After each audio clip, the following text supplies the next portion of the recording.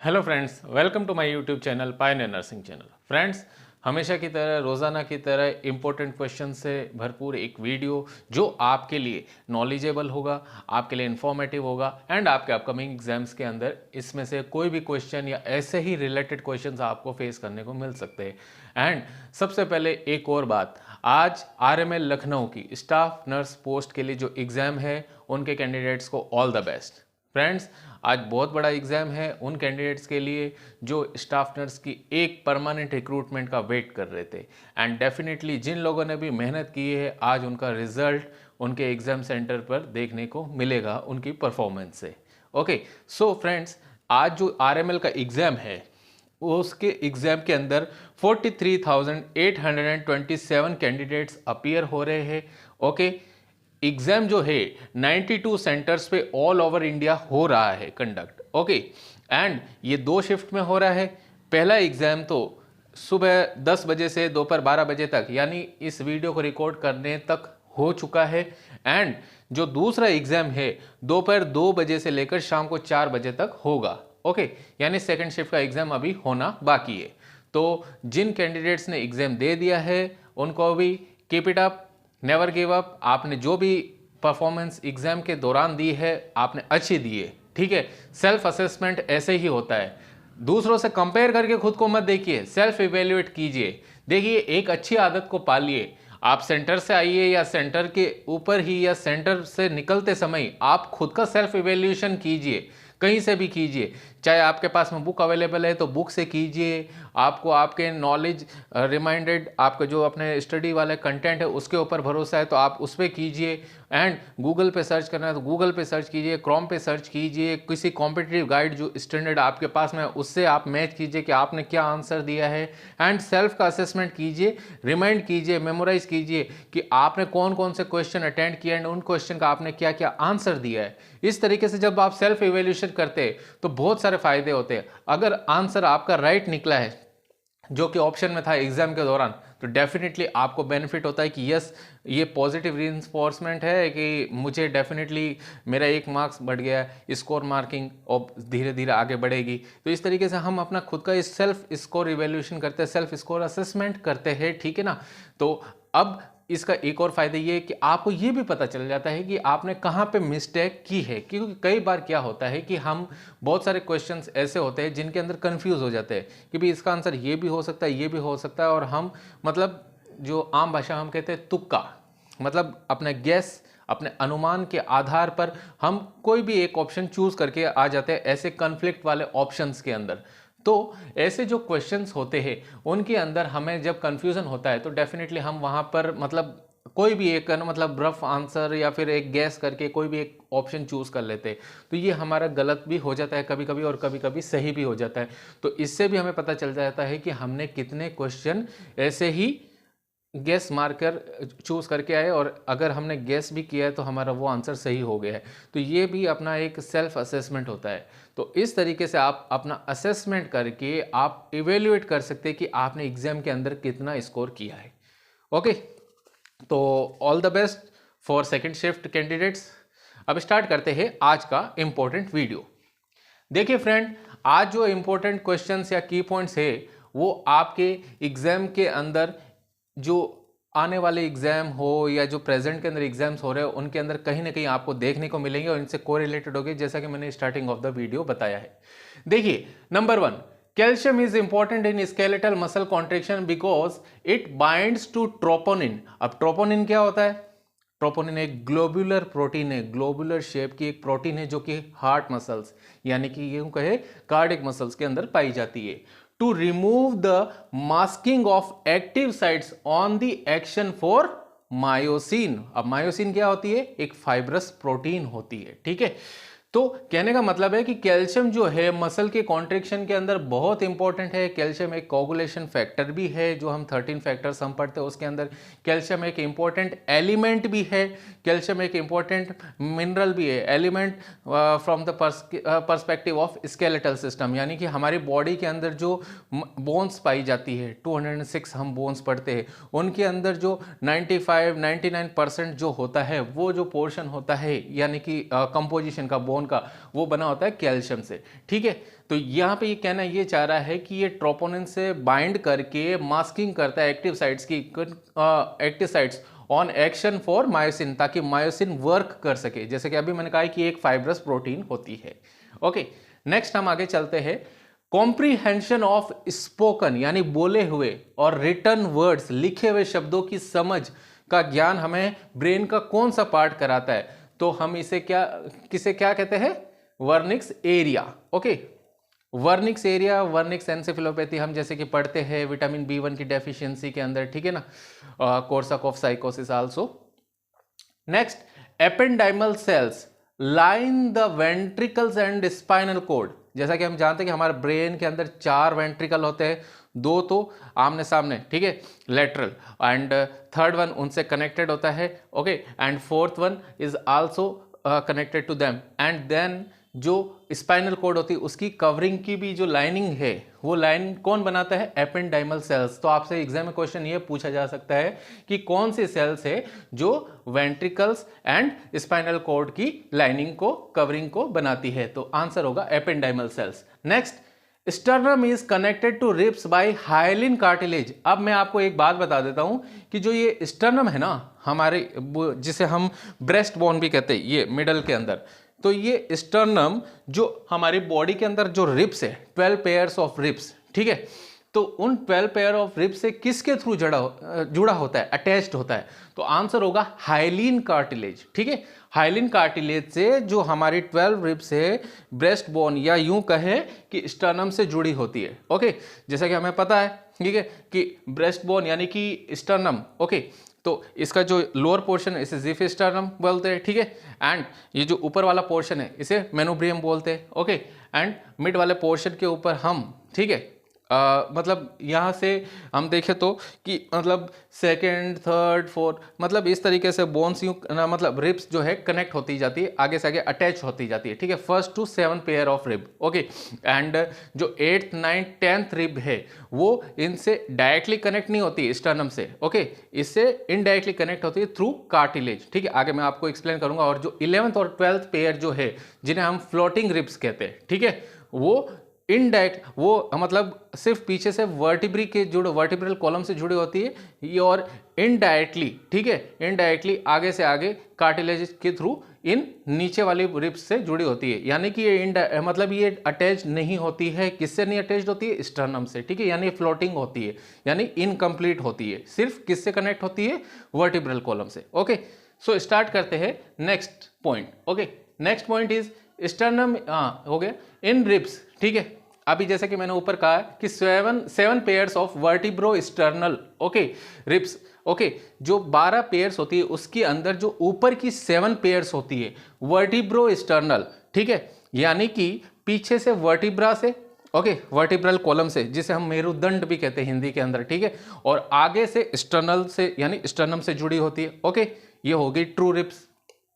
अब जो 3 pairs of वर्टिब्रोकॉन्ड्रल, okay, वर्टिब्रोकॉन्ड्रल यानी कि जो 3 पेयर्स है नीचे की, 8th, 9th and 10th pair, okay, ये पीछे से वर्टिब्रा से, ओके, एंड आगे से कॉन्ड्रोसाइट्स, कॉन्ड्रोसाइट्स यानी कि मतलब कार्टिलेजेस जो है, कार्टिलेजेस के थ्रू ऊपर की जो 7 पेयर्स होती है उनसे जुड़ी होती है, ठीक है, एंड जो 2 pairs of vertebral ribs, okay, और जो लास्ट की 11th और 12th 2 पेयर जो होती है, जैसे कि मैंने क्या कहा था कि वो सिर्फ वर्टिब्रा से जुड़ी होती है, ओके, और किसी से नहीं जुड़ी होती है, ठीक है। अगर नीचे की जो रिब्स है 8th, 9th एंड 10th, उनसे भी अगर ना मतलब देखा जाए तो सिर्फ कार्टिलेजेस के थ्रू उनका कनेक्शन होता है, बाकी अगर ओवरऑल देखा जाए तो इनका आगे किसी भी तरह का कोई कनेक्शन नहीं होता, वो फ्लोटिंग होती है। फ्लोटिंग का मतलब तैरना, यानी कि सिर्फ ऐसे पीछे से जुड़ के आगे की तरफ आके इनकम्प्लीट, यानी कि एक ऐसा सी शेप बनाया हुआ होता है, बस इस तरीके से,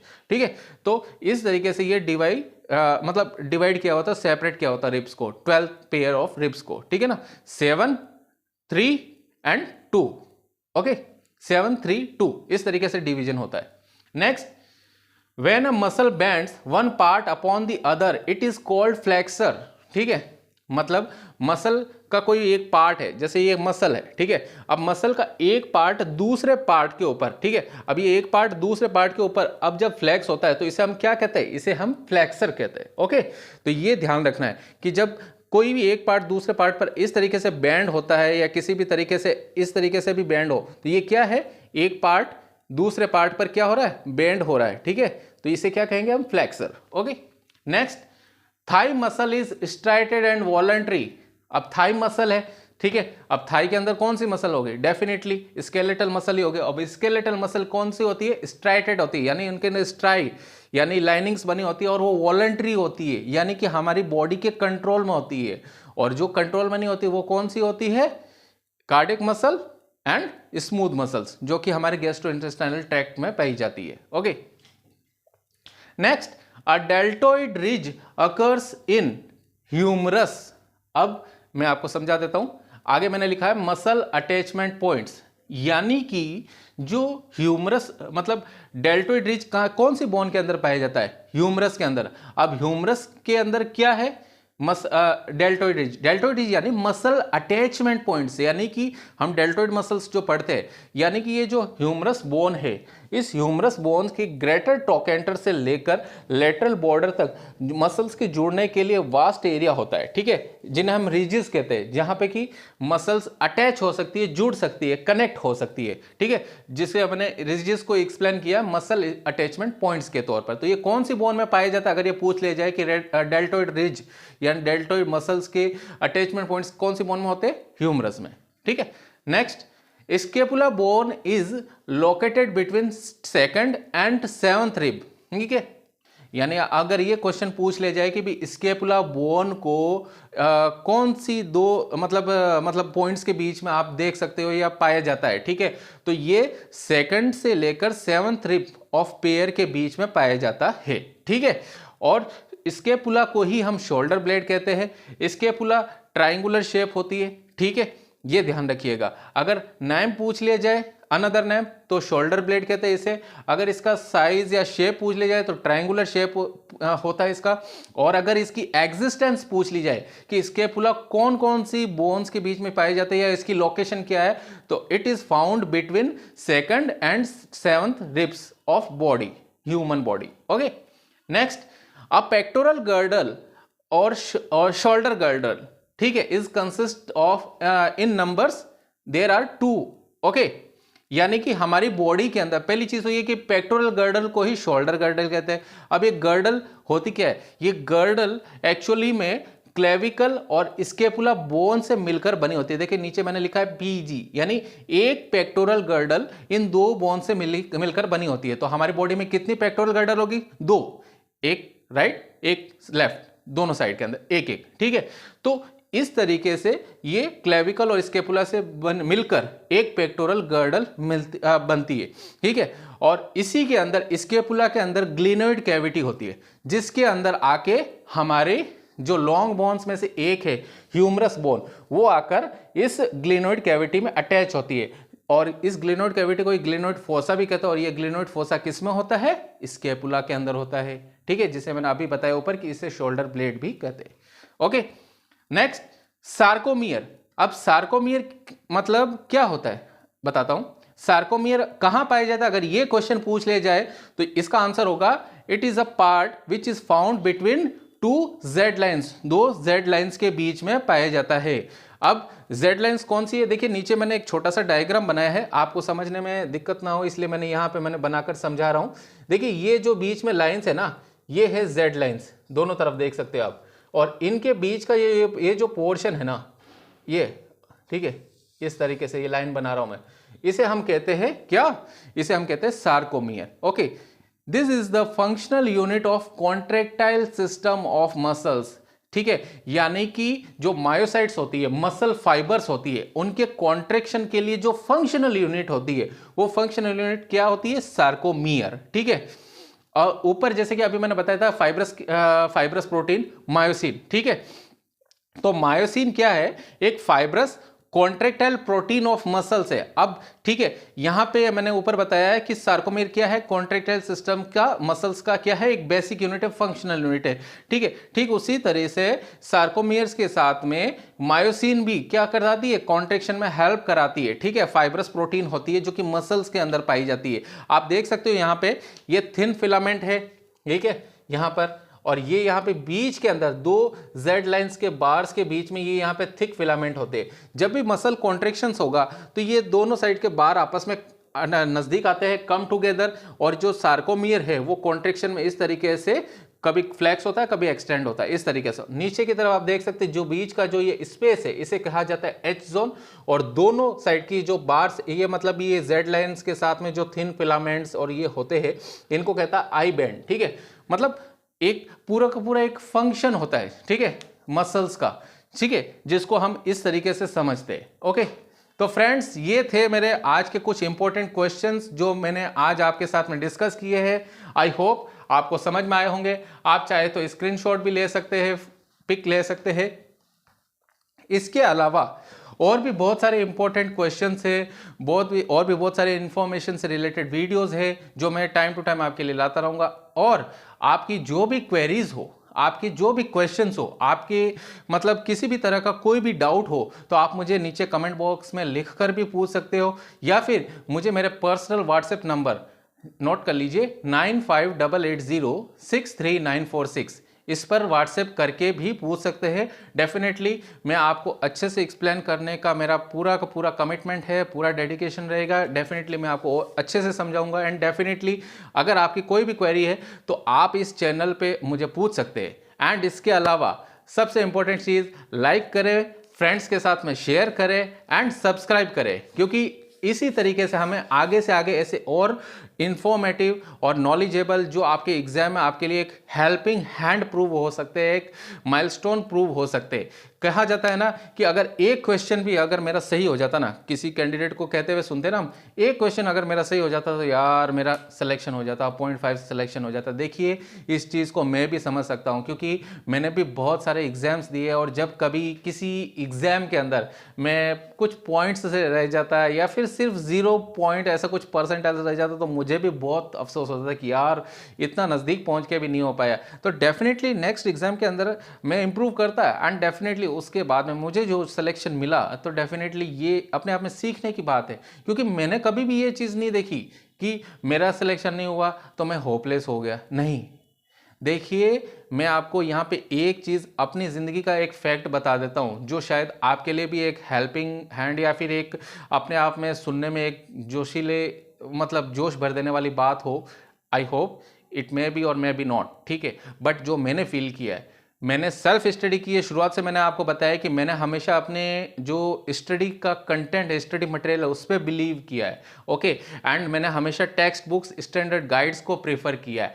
एंड मुझे अपना पहला कॉम्पिटिटिव एग्जाम पास करने में 1 साल लगा था, 1 साल, ठीक है। और फिर उसके बाद में तो आई होप रिजल्ट आप सभी के सामने है, ठीक है। मेरा एम्स भुवनेश्वर में हुआ एक बार, एम्स बठिंडा में हुआ एक बार, एम्स पटना में हुआ एक बार, बीसीसीएल में हुआ एक बार, एम्स दिल्ली में 3 बार हुआ है, एम्स भोपाल में 2 बार हुआ, एक बार कॉन्ट्रेक्चुअल, एक बार परमानेंट वैकेंसी में, एक बार बीएचयू में हुआ, एक बार एनएचएम राजस्थान में हुआ कॉन्ट्रेक्चुअल वैकेंसी के अंदर, इग्नू पोस्ट बेसिक एंट्रेंस के 3 एग्जाम, ठीक है, अलग अलग सेंटर से। कभी किसी रीज़न से मैं पहले और सेकंड में नहीं दे पाया, तो उनके चलते मुझे ये देने पड़े थे, लेकिन तीनों बार में by grace of God effort successful हुए, वहाँ सेलेक्ट हुआ। एंड इसके अलावा जितने भी अदर कॉम्पिटिटिव एग्ज़ाम्स है उनके अंदर भी मैं ट्राई करता हूँ। एंड आरएमएल जो दिल्ली के अंदर हॉस्पिटल है उसके अंदर भी सिलेक्शन हुआ, ठीक है। तो ये मतलब ये अपने आप में सीख है। बीसीसीएल में भी जैसे कि मेरा सबसे पहला ज्वाइनिंग के हिसाब से मेरा फर्स्ट वर्क प्लेस था, वहाँ पर भी हुआ। धनबाद के अंदर है BCCL, Bharat cooking oil limited. तो ये अपने आप में एक मोटिवेशन मैं सेल्फ मोटिवेशन है मेरे लिए कि मैंने जो शुरुआत की थी तो हमेशा स्टडी को मैंने हमेशा सबसे ऊपर रखा। कभी होपलेस नहीं हुआ कि यार मुझे ये चीज़ करनी है, मुझे वो चीज़ करनी है, नहीं, ऐसे एकदम से कंफ्यूज नहीं हुआ। जो करना है डेफिनेटली आपको मिलेगा। आप बिलीव करिए खुद में कि आप जो बोल रहे हैं डेफिनेटली आप कर भी रहे कि नहीं कर रहे, उसे प्रॉपर वे में एग्जीक्यूट कर रहे हैं कि नहीं कर रहे। अगर आप प्रॉपर वे में एग्जीक्यूट करके अगर उसको आप इवेल्युएट भी करते हैं, ठीक है, फर्स्ट ऑफ ऑल आप खुद का सेल्फ असेसमेंट करते हैं, देन अपने प्लान्स बना के उनको एग्जीक्यूट करते हैं, यानी इंटरवेन करते हैं, एंड उसके बाद में अगर इन इवेल्युएशन करते हैं इन द लास्ट, ठीक है, जैसे कि हम प्लानिंग में पढ़ते भी है एडपाई, असेसमेंट, डायग्नोसिस, प्लानिंग, इंटरवेंशन या इम्प्लीमेंटेशन या और लास्ट के अंदर इवेल्युएशन। तो आपको अपनी लाइफ में भी ये चीज़ें फॉलो करनी चाहिए, ठीक है, क्योंकि कहते हैं success to planning is planning for success. Okay friends, all the best. Like, share and subscribe my channel. Take care. All the best once again.